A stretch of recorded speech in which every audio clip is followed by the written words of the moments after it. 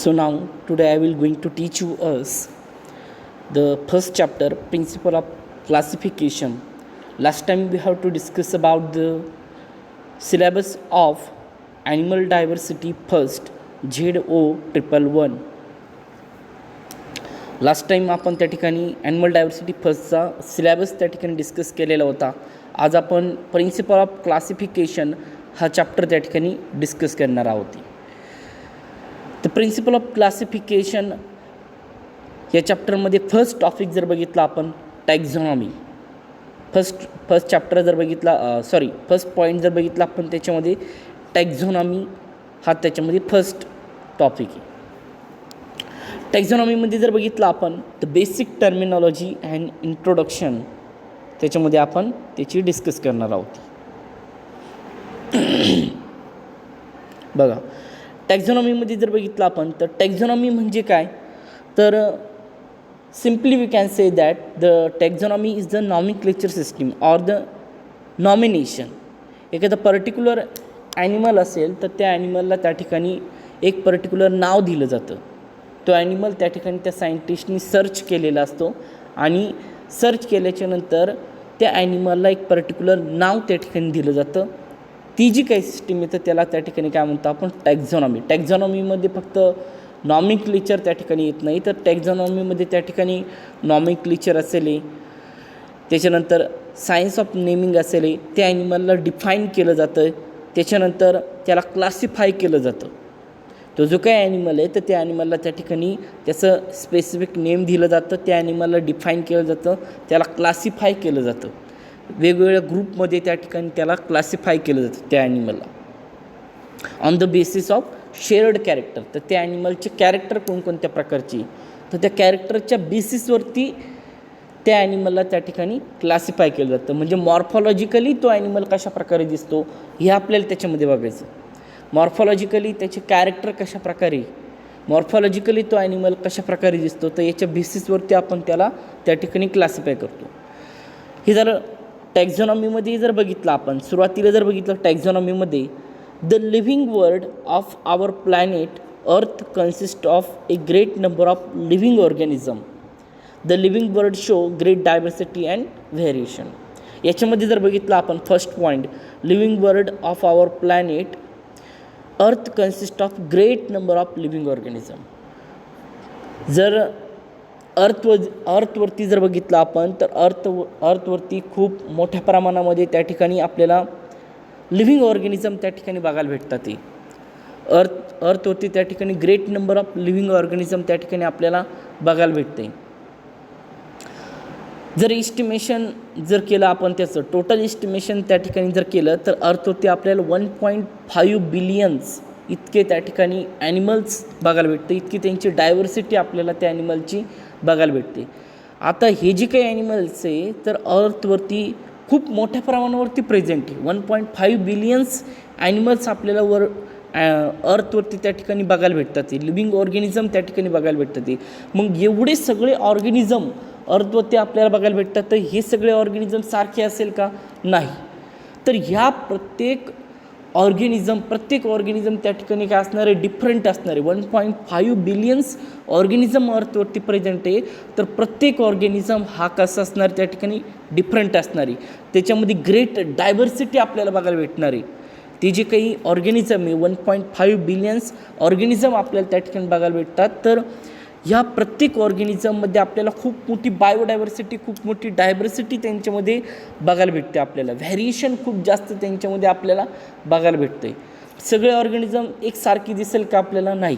सगळे ऑर्गॅनिझम सारखे नसणारे, प्रत्येक ऑर्गॅनिझम त्या ठिकाणी काय असणारे वेगवेगळं असेल. प्रत्येक ऑर्गॅनिझम त्या ठिकाणी आपल्याला डिफरंट त्यांच्यामध्ये व्हॅरिएशन बघायला भेटेल. प्रत्येक ऑर्गॅनिझममध्ये आपल्याला त्या ठिकाणी व्हॅरिएशन बघायला भेटेल. साहजिक आहे, कारण 1.5 बिलियन्स ऑर्गॅनिझम आपल्या अर्थवरती त्या ठिकाणी प्रेझेंट आहे. त्यामुळे प्रत्येक ऑर्गॅनिझममध्ये त्या ठिकाणी व्हॅरिएशन असणार आहे. प्रत्येक ऑर्गॅनिझम त्या ठिकाणी वेगवेगळा असेल. प्रत्येक ऑर्गॅनिझम त्या ठिकाणी पृथ्वीवरती वेगवेगळ्या ठिकाणी आपल्याला बघायला भेटतो.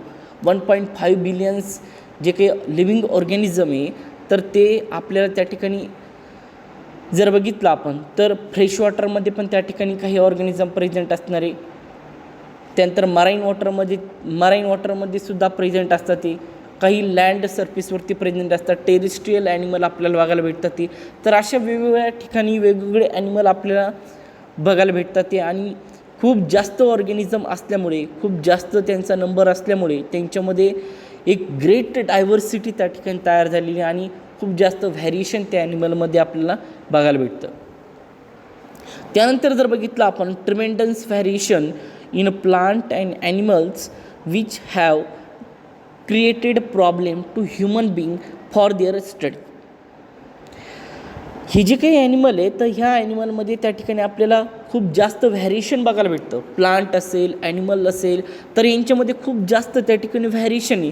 आणि यांच्यामध्ये व्हॅरिएशन असल्यामुळे ह्युमनला त्याचा स्टडी करण्यासाठी खूप जास्त त्या ठिकाणी प्रॉब्लेम क्रिएट होतो, खूप जास्त त्या ठिकाणी अडथळा निर्माण होतो की यांच्यामध्ये एवढं प्रत्येक ॲनिमल त्या ठिकाणी व्हॅरी आहे, प्रत्येक ॲनिमल डिफरंट आहे, प्रत्येक प्लांट त्या ठिकाणी डिफरंट आहे, प्रत्येक प्लांटमध्ये वेगवेगळ्या प्रकारच्या स्पीसीज आहे, फॅमिली त्यांच्या वेगवेगळ्या प्रकारच्या आहे.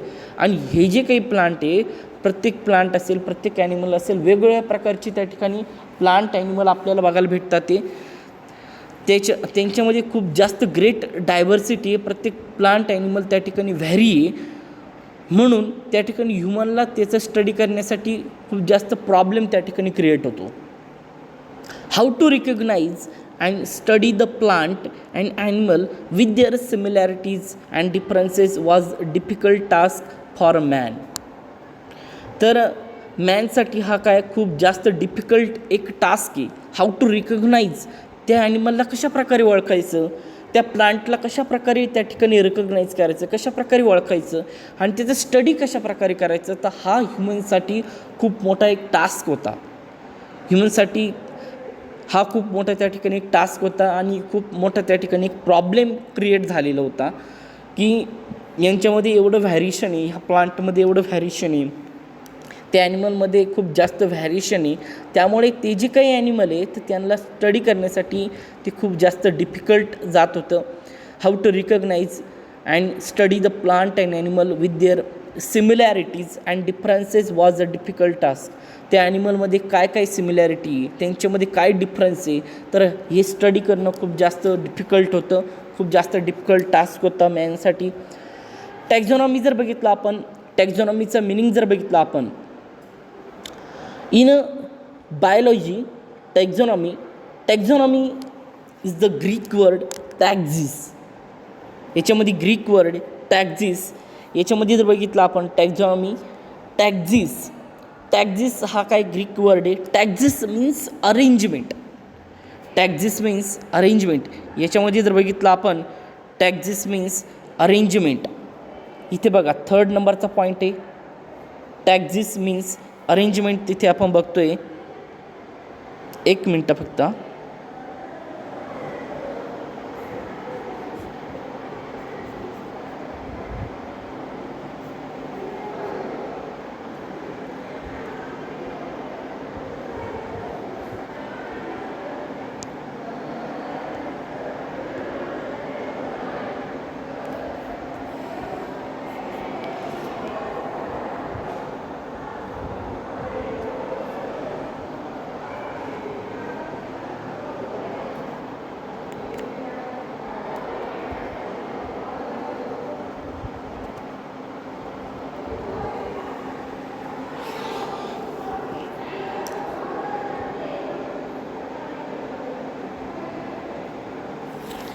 याच्यामध्ये जर बघितलं आपण तर हा जो काही पार्ट आहे, 3rd नंबरचा पॉईंट बघा. याच्यामध्ये 3rd नंबरच्या पॉईंटमध्ये त्या ठिकाणी काय म्हटलं त्यांनी की इन बायोलॉजी टॅक्झॉनॉमी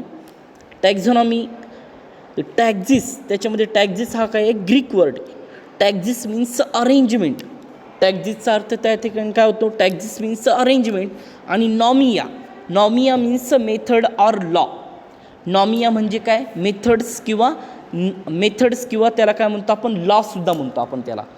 नॉमियाला त्या ठिकाणी काय म्हणतो आपण, मेथड किंवा लॉसुद्धा म्हणतो. म्हणजे इथे बघा टॅक्झॉनॉमी हा जो काही शब्द आहे तर त्याला जर आपण त्या ठिकाणी डिस्क्राईब जर केलं, टॅक्झॉनॉमीला त्या ठिकाणी डिस्क्राईब जर केलं, टॅक्झिस मीन्स अरेंजमेंट आणि नॉमिया मीन्स मेथड ऑर लॉ. आता अरेंजमेंट इथे त्या ठिकाणी करायची आपल्याला. त्या ठिकाणी काय करायचे आपल्याला एक अरेंजमेंट त्या ठिकाणी करायचं. जो काही पर्टिक्युलर ऑर्गॅनिझम आहे जो ऑर्गॅनिझम सायंटिस्टनी त्या ठिकाणी सर्च केलेलं आहे, तर अशा ऑर्गॅनिझमची आपल्याला त्या ठिकाणी काय करायची एक अरेंजमेंट त्या ठिकाणी करून घ्यायची. त्या ऑर्गॅनिझमची त्या ठिकाणी काय करायची आपल्याला एक अरेंजमेंट करायची. अरेंजमेंट कशाच्या बेसिसवरती करायची आपल्याला? On the basis of laws और on the basis of rule और on the basis of method किंवा लॉच्या किंवा रूलच्या बेसिसवरती आपल्याला त्या ऑर्गॅनिझमची अरेंजमेंट त्या ठिकाणी करून घ्यायची. तो जो काही ऑर्गॅनिझम सर्च केलेला आहे तर त्याची त्या ठिकाणी काय करायची सुरुवातीला एक अरेंजमेंट त्या ठिकाणी करून घ्यायची on the basis of laws और on the basis of rule किंवा on the basis of method यांच्या बेसिसवरती आपल्याला त्या ऑर्गॅनिझमची अरेंजमेंट त्या ठिकाणी करून घ्यायची. आणि ज्यावेळेस त्या ऑर्गॅनिझमची आपण एक अरेंजमेंट करून घेऊ on the basis of law असेल, रूल असेल किंवा एका मेथडच्या बेसिसवरती आपण त्या ऑर्गॅनिझमची अरेंजमेंट करून घेतली सुरुवातीला, आणि अरेंजमेंट करून घेतल्याच्यानंतर तो जो काही ॲनिमल आहे तर त्या ॲनिमलला एक स्पेसिफिक त्या ठिकाणी आपण नेम देतो. त्या ॲनिमलला काय करतो आपण? स्पेसिफिक त्या ठिकाणी काय करतो? नेम देतो. Taxonomy is nothing but the science of naming. Taxonomy काय त्या ठिकाणी? Taxonomy is nothing but the science of naming. त्याला त्या ठिकाणी काय करतो आपण? नेम देतो. टॅक्झॉनॉमी म्हणजे काय? The science of naming. त्याला ऑर्गॅनिझमला आपण त्या ठिकाणी काय करतो? नेम देतो. Defining and classifying group of organism on the basis of shared character.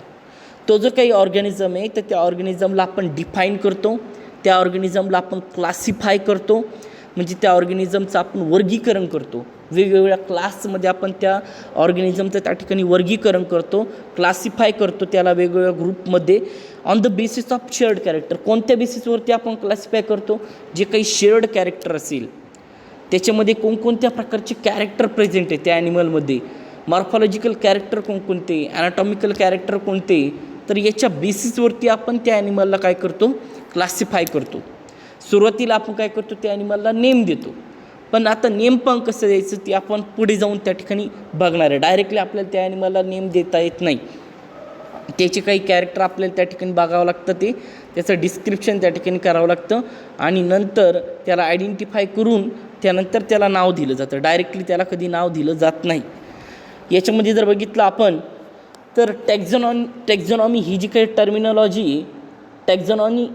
Terminology तर फर्स्टली A.P.D. कॅन्डॉल नावाचं एक सायंटिस्ट आहे, तर त्या सायंटिस्टनी त्या ठिकाणी टॅक्झॉनॉमी ही टर्मिनॉलॉजी त्या ठिकाणी दिली ती इन 1813. 1813मध्ये त्या ठिकाणी काय केली ती? A.P.D. कॅन्डॉल नावाचा एक सायंटिस्ट आहे, तर त्या सायंटिस्टनी ही टर्मिनॉलॉजी त्या ठिकाणी दिली ती टॅक्झॉनॉमीमध्ये taxis means arrangement, nomos means law or the method, असं त्याचं त्या ठिकाणी काय होतो? मिनिंग होतो. Simply we can say that taxonomy is nothing but the science of naming. त्याला काय म्हटलं जातं? सायन्स ऑफ नेमिंग त्या ठिकाणी म्हटलं जातं. त्यानंतर नेक्स्ट पॉईंट जर बघितला आपण त्याच्यामध्ये, फोर्थ नंबरचा पॉईंट त्याच्यामध्ये जर बघितला, this groups called as a taxa or a rank. हा जो काही ग्रुप आहे तर नेमिंग केलं जातं, डिफायनिंग केलं जातं, क्लासिफाईंग केलं जातं. तर हा सगळा जो काही ग्रुप आहे त्याला त्या ठिकाणी काय म्हणतो आपण? टॅक्झा असं म्हणतो. तो सगळा ग्रुप आहे त्याला त्या ठिकाणी एकत्रित काय म्हणतो आपण? टॅक्झा म्हणतो, किंवा त्याला रँक त्या ठिकाणी म्हणतो आपण. त्याला काय म्हणतो आपण? टॅक्झा म्हणतो किंवा रँक असं त्या ठिकाणी म्हणतो. The principal rank in modern use are domains, kingdom, phylum, class, order, family, genus and species. आता तो जो काही टॅक्झा आहे किंवा तो जो काही रँक आहे तर तो रँक कशा प्रकारे बघा.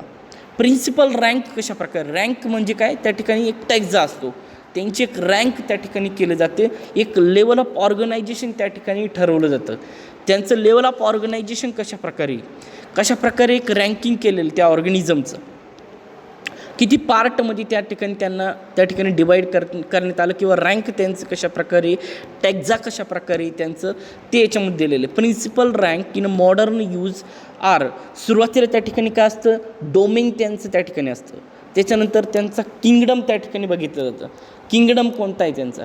किंगडम ॲनिमली आहे, किंगडम प्लांटी आहे, का किंगडम फंजाय आहे.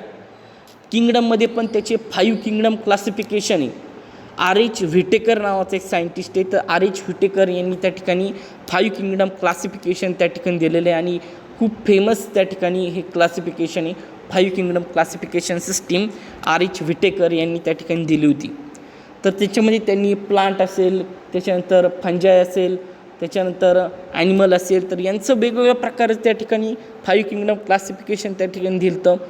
त्याच्यानंतर सेकंड फायलम, कोणत्या फायलममध्ये येतो तो ऑर्गॅनिझम, तो जो काही ॲनिमल आहे तो ॲनिमल कोणत्या फायलममध्ये येतो ते त्याच्यामध्ये बघितलं जातं. कोणत्या क्लासमध्ये तो ॲनिमल येतो, त्याच्यानंतर त्याचा क्लास बघितला जातो, त्या ॲनिमलचा क्लास बघितला जातो, त्याची ऑर्डर त्या ठिकाणी बघितली जाते, त्याची फॅमिली कोणती त्या ॲनिमलची ती त्याच्यामध्ये बघितली जाते, त्याचं जीनस काय आहे, त्याचं स्पीसीज काय, त्या ॲनिमलचं जीनस काय आहे, त्याचं स्पीसीज काय आहे, अशा वेगवेगळ्या प्रकारच्या रँक त्याच्यामध्ये त्या ठिकाणी केल्या जातात ते, आणि त्या रँक वाईज त्याचा त्या ठिकाणी स्टडी केला जातो. The principal ranks in modern use are domains, kingdom, phylum, class, order, family, genus and species. एवढं सगळं त्या ऑर्गॅनिझमचं त्या ठिकाणी स्टडी केलं जातं, एवढं सगळं त्या ठिकाणी त्या ऑर्गॅनिझममध्ये बघितलं जातं. त्याच्यानंतर जर बघितलं आपण त्याच्यामध्ये, तर the botanist Carl Linnaeus is regarded as the founder of the current system of taxonomy. ही जी काही करंट सिस्टीम ऑफ टॅक्झॉनॉमी आहे, तर ही त्या ठिकाणी जे काही कार्ल लिनियस नावाचं एक सायंटिस्ट आहे बघा, कार्ल लिनियस नावाचं एक सायंटिस्ट, त्या सायंटिस्टने त्या ठिकाणी काय केली, ही जी काही टॅक्झॉनॉमी, करंट सिस्टीम ऑफ टॅक्झॉनॉमी त्या ठिकाणी त्यांनी सापडवलेली. फाउंडर त्या ठिकाणी, त्याचे फाउंडर कोण आहे त्या ठिकाणी, कार्ल लिनियस. कार्ल लिनियस यांनी ही टॅक्झॉनॉमी त्या ठिकाणी, टॅक्झॉनॉमीचे फाउंडर त्या ठिकाणी कोण आहे, कार्ल लिनियस त्या ठिकाणी. Botanist Carl Linnaeus is regarded as the founder of the current system of taxonomy. पण त्यांच्या आधी पण त्या ठिकाणी एक सायंटिस्ट होते, E.P. कॅन्डॉल यांनी टॅक्झॉनॉमी ही टर्मिनॉलॉजी त्या ठिकाणी दिली होती, टॅक्झॉनॉमी यांनी त्या ठिकाणी डिस्क्राईब केली होती. त्याच्यानंतर याच्यामध्ये जर बघितलं आपण डेफिनेशन ऑफ टॅक्झॉनॉमी. आता टॅक्झॉनॉमीची डेफिनेशन काय आहे, टॅक्झॉनॉमीची डेफिनेशन जर बघितली आपण, ए field of science that encompasses description, identification, nomenclature and classification. आता ही त्याची डेफिनेशन बघा, टॅक्झॉनॉमीची डेफिनेशन काय त्या ठिकाणी. टॅक्झॉनॉमीची डेफिनेशन जर बघितली आपण इथे बघा,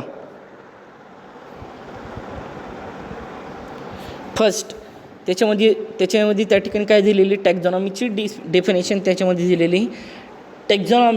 टॅक्झॉनॉमी हे शब्दाचा अर्थ त्या ठिकाणी काय होतो, टॅक्झिस मीन्स अरेंजमेंट, नॉमिया मीन्स मेथड.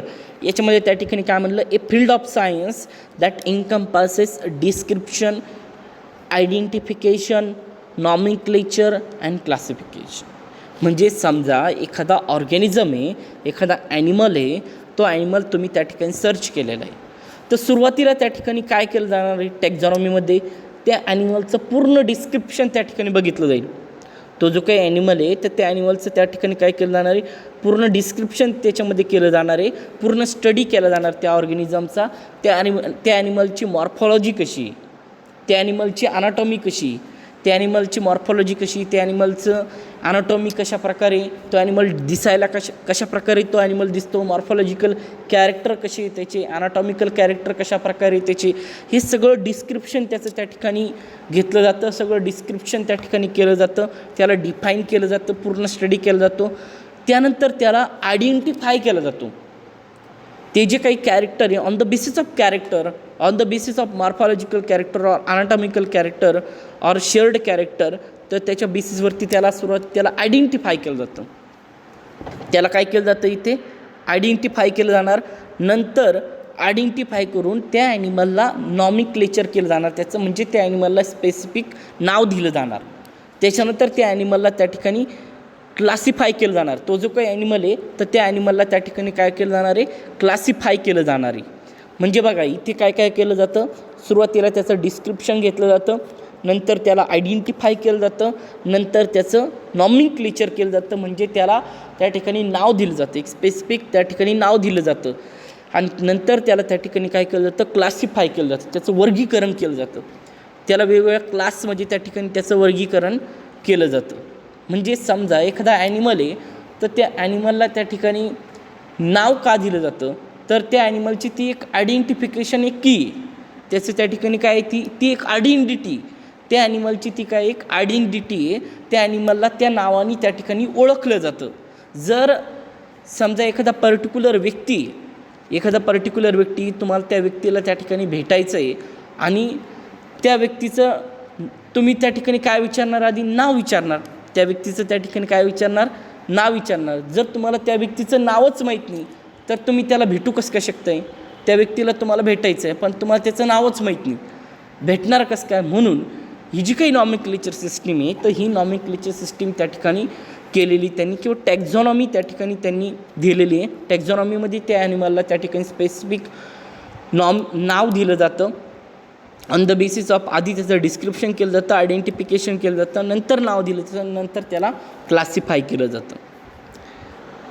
त्यानंतर जर बघितलं आपण त्याच्यामध्ये सेकंड पॉईंट जर बघितला आपण त्याच्यामध्ये a species of classification in a biology the arrangement of organism into a classification. ते जे काही ॲनिमल आहे, तो जो काही ऑर्गॅनिझम आहे, a science of classification in a biology the arrangement of organism, त्या ऑर्गॅनिझमची अरेंजमेंट केली जाणार आहे. आता त्या ऑर्गॅनिझमची त्या ठिकाणी काय केलं जाणार आहे, अरेंजमेंट केली जाणार आहे. म्हणजे इथे बघा टॅक्झॉनॉमीमध्ये टॅक्झिस, सुरुवातीचा जो काही वर्ड आहे टॅक्झिसचा मिनिंग काय होतं त्या ठिकाणी, अरेंजमेंट. टॅक्झिसचा मिनिंग काय होतं त्या ठिकाणी, अरेंजमेंट. तो जो काही ऑर्गॅनिझम आहे तर त्याची त्या ठिकाणी सुरुवातीला अरेंजमेंट केली जाणार आहे of organism into a classification.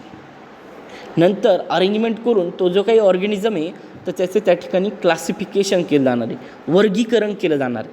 त्या ऑर्गॅनिझमचं तिथे काय केलं जाणार आहे, वर्गीकरण त्या ठिकाणी केलं जातं. त्यानंतर जर बघितलं आपण the analysis of an organism characteristics for the purpose of classification. The analysis of an organism, त्या ऑर्गॅनिझमचं त्या ठिकाणी ॲनालिसिस केलं जाणार आहे characteristics for the purpose of classification. त्या ऑर्गॅनिझमच्या कॅरेक्टरिस्टिक्स काय काय, त्या ऑर्गॅनिझमचे सलाईंड फीचर्स काय काय, त्या ऑर्गॅनिझममध्ये कोणकोणत्या प्रकारचे फीचर्स दिसतात, ते कॅरेक्टर काय त्या ऑर्गॅनिझमचे, ते कॅरेक्टर स्टडी करून त्या ॲनिमलला वेगवेगळ्या क्लासमध्ये त्या ठिकाणी क्लासिफाय केलं जातं. त्याचं वर्गीकरण त्या ठिकाणी केलं जातं. त्याची कॅरेक्टर त्या ठिकाणी स्टडी करून त्याला त्या ठिकाणी क्लासिफाय केलं जातं. त्याचं क्लासिफिकेशन त्या ठिकाणी केलं जातं. ही झाली त्याची डेफिनेशन त्या ठिकाणी बघितली. डेफिनेशन जर बघितली आपण त्याची टॅक्झॉनॉमीची डेफिनेशन त्या ठिकाणी काय, a field of science that encompasses description, identification, nomenclature and classification. त्याला त्या ठिकाणी काय म्हणतो आपण, टॅक्झॉनॉमी असं म्हणतो. टॅक्झॉनॉमीमध्ये taxis means arrangement, nomos means law or the method. त्या ठिकाणी जर बघितलं आपण तर ही जी काही टॅक्झॉनॉमी, तर टॅक्झॉनॉमीमध्ये लेवल्स ऑफ टॅक्झॉनॉमीची लेवल जर बघितले आपण, ग्रेड्स काय त्या टॅक्झॉनॉमीचे, कोणत्या लेवलवरती टॅक्झॉनॉमी आपण त्या ठिकाणी स्टडी करतो. लेवल्स ऑफ टॅक्झॉनॉमी जर बघितलं आपण त्याच्यामध्ये, तर त्याच्यामध्ये alpha taxonomy, beta taxonomy, gamma taxonomy बघतो आपण. त्याच्यामध्ये कोणकोणत्या टॅक्झॉनॉमी बघतो आपण, alpha taxonomy, beta taxonomy, gamma levels of taxonomy आणि मायक्रो टॅक्झॉनॉमी त्या ठिकाणी आपण त्याच्यामध्ये स्टडी करत असतो. मायक्रो टॅक्झॉनॉमी, त्याच्यानंतर मॅक्रो टॅक्झॉनॉमीसुद्धा आपण त्याच्यामध्ये स्टडी करत असतो. याच्यामध्ये जर बघितलं आपण, first of all we are discuss about the alpha taxonomy. Alpha taxonomy जर बघितलं आपण तर अल्फा टॅक्झॉनॉमीमध्ये आपण त्या ठिकाणी त्या ॲनिमलचं मॉर्फॉलॉजिकल कॅरेक्टर काय, अल्फा टॅक्झॉनॉमीमध्ये काय करतो आपण, तो जो काही ॲनिमल आहे तो पर्टिक्युलर ॲनिमलचा आपण त्या ठिकाणी काय करतो, मॉर्फॉलॉजिकल कॅरेक्टर त्या ठिकाणी स्टडी करतो. त्या ॲनिमलला सुरुवातीला आपण त्याचं फाइंडिंग करतो, त्यानंतर त्याचं डिस्क्रायबिंग करतो, त्याच्यानंतर त्याला नेमिंग करतो आपण. ही फर्स्ट आणि बेसिक स्टेप आहे. ही काय त्याची त्या ठिकाणी फर्स्ट आणि बेसिक स्टेप आहे. त्याच्यामध्ये काय काय करतो आपण, फाइंडिंग करतो, डिस्क्रायबिंग करतो आणि नेमिंग करतो. फाइंडिंग म्हणजे त्याला शोधतो, डिस्क्रायबिंग करतो, पूर्ण त्याचा आपण त्या ठिकाणी स्टडी करतो, पूर्ण त्याचे कॅरेक्टर त्या ठिकाणी बघितले जाते, अल्फा लेवल ऑफ टॅक्झॉनॉमीमध्ये फक्त मॉर्फॉलॉजिकल कॅरेक्टर आपण त्याचं स्टडी करतो. काय स्टडी करतो आपण? मॉर्फॉलॉजिकल कॅरेक्टर स्टडी करतो आणि त्याला त्या ठिकाणी नाव देतो. ही त्याची फर्स्ट आणि बेसिक स्टेप. त्यानंतर बीटा टॅक्झॉनॉमीमध्ये जर बघितलं आपण तर नॅचरल ग्रुप आपण त्या ठिकाणी त्याची स्टडी करतो. त्यानंतर बायोलॉजिकल क्लासेस त्याची त्या ठिकाणी बघतो, क्लासिफिकेशन त्याचं करतो, नंतर अरेंजमेंट ऑफ स्पेसिस त्या ठिकाणी करतो. बीटा टॅक्झॉनॉमीमध्ये जर बघितलं, बीटा लेवल्स ऑफ टॅक्झॉनॉमीमध्ये जर बघितलं आपण तर बीटा लेवल्स ऑफ टॅक्झॉनॉमी ही आपण कोणत्या बेसिसवरती करतो? आपण अल्फा लेवल ऑफ टॅक्झॉनॉमीमध्ये मॉर्फॉलॉजिकल कॅरेक्टर यूज केलं होतं. बीटा लेवल्स ऑफ टॅक्झॉनॉमीमध्ये आपल्याला त्या ठिकाणी त्याचं मॉर्फॉलॉजिकल कॅरेक्टर पण यूज करायचं आहे, त्याच्यानंतर अनाटॉमिकल कॅरेक्टर पण यूज करायचं आहे, त्याच्यानंतर त्याची इम्ब्रिओलॉजी आपल्याला त्या ठिकाणी बघायची, त्या ॲनिमलची इम्ब्रिओलॉजी कशी आहे, त्या ॲनिमलची अनाटॉमी काय आहे, त्या ॲनिमलची मॉर्फॉलॉजी काय आहे, त्या ॲनिमलचं इकॉलॉजिकल कॅरेक्टर काय आहे, इकोसिस्टीम काय आहे त्या ॲनिमलची, तो ॲनिमल कुठे राहतो, काय खातो, कसा राहतो, इकोसिस्टीम कशी त्या ॲनिमलची, ते पण आपल्याला त्याच्यामध्ये स्टडी करायचं आहे. म्हणजे त्याचं मॉर्फॉलॉजिकल कॅरेक्टर, अनाटॉमिकल कॅरेक्टर, त्याच्यानंतर त्याचे त्या ठिकाणी इकोसिस्टीम काय आहे, त्याच्यानंतर त्या ॲनिमलची इकोसिस्टीम काय, इन्व्हायरमेंटमध्ये तो ॲनिमल कशा प्रकारे राहतो, त्याचं बिहेवियर काय, तर हे सगळं आपण बीटा लेवल ऑफ टॅक्झॉनॉमीमध्ये त्या ठिकाणी स्टडी करत असतो. म्हणजे नॅचरल ग्रुप, त्याचा नॅचरल ग्रुप काय, बायोलॉजिकल क्लासेस काय काय त्याची, त्याचं क्लासिफिकेशन त्या ठिकाणी केलं जातं आणि अरेंजमेंट त्या ठिकाणी केली जाते, त्याची स्पीसीजची अरेंजमेंट केली जाते. आधी नॅचरल ग्रुप बघितला जातो, बायोलॉजिकल क्लासेस बघितले जातात, क्लासिफिकेशन केलं जातं, अरेंजमेंट ऑफ स्पीसीज त्या ठिकाणी केली जाते. हे झालं बीटा लेवल्स ऑफ टॅक्झॉनॉमी. गॅमा लेवल्समध्ये जर बघितलं आपण, तर गॅमा लेवल्स ऑफ टॅक्झॉनॉमीमध्ये त्या ठिकाणी आपण त्याचं मायक्रोस्कोपिक स्ट्रक्चर त्या ठिकाणी बघतो. त्या ॲनिमलचं त्या ठिकाणी काय बघतो आपण? मायक्रोस्कोपिक स्ट्रक्चर त्या ठिकाणी स्टडी करतो. मायक्रोस्कोपिक स्टडी करून आपण त्या ठिकाणी गॅमा लेवल्स ऑफ टॅक्झॉनॉमी त्या ठिकाणी करत असतो. गॅमा लेवल्स ऑफ टॅक्झॉनॉमीमध्ये आपण मायक्रोस्कोपिक स्टडी करतो त्या ॲनिमलचा. मायक्रोस्कोपिकली त्या ॲनिमलमध्ये कोणकोणते कॅरेक्टर प्रेझेंट आहे, त्याचं अल्ट्रास्ट्रक्चर काय आहे, त्या ॲनिमलचं त्या ठिकाणी अल्ट्रास्ट्रक्चर कशा प्रकारचं आहे, त्या ॲनिमलची त्या ठिकाणी इव्होल्युशनरी प्रोसेस आणि त्याचा पॅटर्न त्या ठिकाणी स्टडी केला जातो.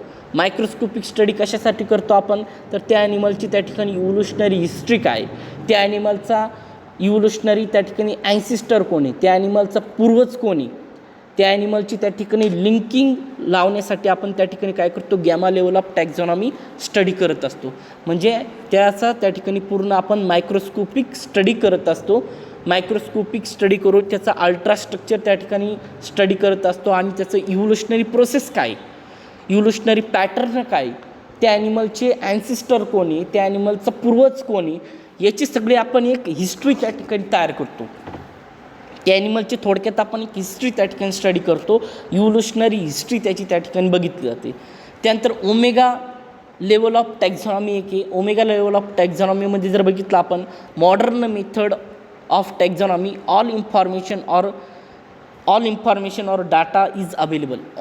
ओमेगा लेवल ऑफ टॅक्झॉनॉमीमध्ये जर बघितलं तर त्याच्यामध्ये आपल्याला पूर्ण त्याचा डाटा त्या ठिकाणी भेटतो. त्या ॲनिमलचा पूर्ण डाटा त्याच्यामध्ये भेटतो, पूर्ण डिस्क्रिप्शन त्या ॲनिमलचं भेटतं आणि त्या ॲनिमलबद्दलची सगळी माहिती आपल्याला त्या ठिकाणी भेटते आणि त्या माहितीच्या बेसिसवरती आपण त्या ॲनिमलला त्या ठिकाणी नेमिंग करत असतो, त्या ॲनिमलला आयडेंटिफाय करतो, क्लासिफाय करतो. याच्यामध्ये जर बघितलं आपण, त्यानंतर मायक्रोटॅक्झॉनॉमी एक पॉईंट, मायक्रोटॅक्झॉनॉमी असेल, मॅक्रोटॅक्झॉनॉमी असेल, तर हे पॉईंट त्याच्यामध्ये त्या ठिकाणी दिलेले आहे. मायक्रोटॅक्झॉनॉमीमध्ये जर बघितलं, level which deals only the problems related species, the scientific work or deciding how to define species has been called microtaxonomy. याला त्या ठिकाणी काय म्हणतो आपण? Microtaxonomy. The level which deals only the problems related species, याच्यामध्ये त्या ठिकाणी काय, ज्या रिलेटेड स्पीसीज आहे, म्हणजे असे स्पीसीज का त्यांच्यामध्ये काहीतरी रिलेशनशिप आहे, असे स्पीसीज का त्यांच्यामध्ये त्या ठिकाणी काय काहीतरी रिलेशनशिप आहे, त्यांच्यामध्ये त्या ठिकाणी त्या स्पीसीज एकमेकांशी खूप जास्त रिलेटेड असतात, सिमिलर स्पीसीज असतात ते, आणि त्याच स्पीसीजचा त्या ठिकाणी आपल्याला खूप जास्त त्या ठिकाणी प्रॉब्लेम्स क्रिएट होतो स्टडी करत असताना.